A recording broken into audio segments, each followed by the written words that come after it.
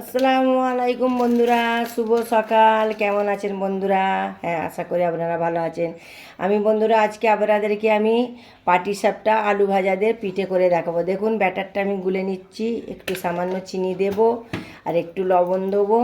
লবণ দিয়ে আমি ব্যাটারটা গুলে নেবো, নিয়ে একটু আমি জল দিয়ে দেবো। দেখুন জল দিয়ে আমি ভালো করে ব্যাটারটা গুলে নিতে হবে। গুলে নিয়ে কেমন করে আমি পাটিসাপটাটা পিঠে করব, দেখো আমি নারকেল ছাড়া পাটিসাপটা পিঠা করব এই আলু ভাজা দিয়ে। দেখুন আমি আলু ভেজে নিয়েছি আগে থেকে। আলু ভাজা দিয়ে আমি পাটিসাপটা পিঠে করব। বাচ্চাদের টিফিন একদমই হেভি টিফিন হবে, বাচ্চারা খেয়ে নেবে অতি সহজে। কেমন করে বানাচ্ছি আপনারা দেখুন। এবার আমি তাওয়ার মধ্যে আমি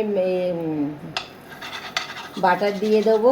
বাটার দিয়ে করলে বন্ধুরা খুব সুস্বাদু হয়। আমি তেল দিয়ে করবো না, বাটারটা আমি সামান্য দিয়ে দেবো তাওয়ার মধ্যে।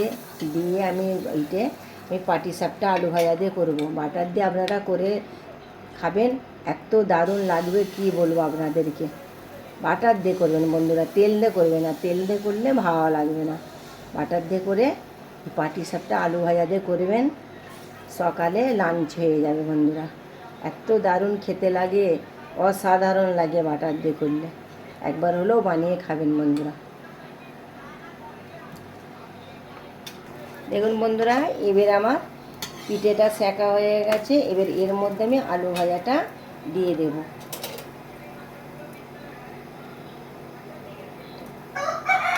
আলু ভাজাটা দিয়ে আমি রোলের মতন করে নেব।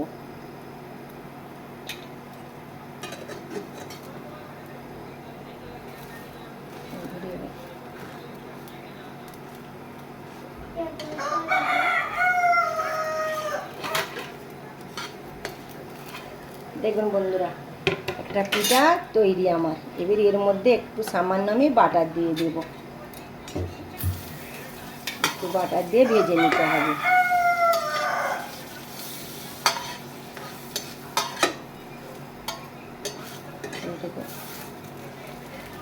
দেখছেন তো লাল লাল করে আলু ভাজা দিয়ে আমার পাটিসাপটা পিঠে। দেখুন একটা পিঠে কত দারুণ তৈরি হয়ে গেল, দেখুন কত দারুণ হয়েছে। এইভাবে সবগুলো আমি করে নেব বন্ধুরা। আমার আলু ভাজা দিয়ে বাটার দিয়ে আমার পাটিসাপটা পিঠে রেডি। দেখুন কত অসাধারণ হয়েছে। আমি আপনাদেরকে একটা কেটে দেখাচ্ছি কেমন আমি আলু ভাজার পুরটা এর মধ্যে দিয়েছি বন্ধুরা। আপনারা দেখুন এত দারুণ হয়েছে কি বলবো আপনাদের। দেখছেন তো কত নরম তুলতুলে। দেখুন পুরো আলু ভাজার পুরটা একদম টাইট করে আমি দিয়েছি। দেখুন অসাধারণ লাগতেছে, দেখতে পাচ্ছেন তো। এইভাবে আপনারা বাটার দিয়ে, হ্যাঁ আলু ভাজা দিয়ে বাটার দিয়ে এইভাবে পাটিসাপটা পিঠেটা করে খাবেন, অসাধারণ লাগবে। আমি নেক্সট ভিডিও নিয়ে ফিরে আসছি বন্ধুরা। খোদা হাফেজ।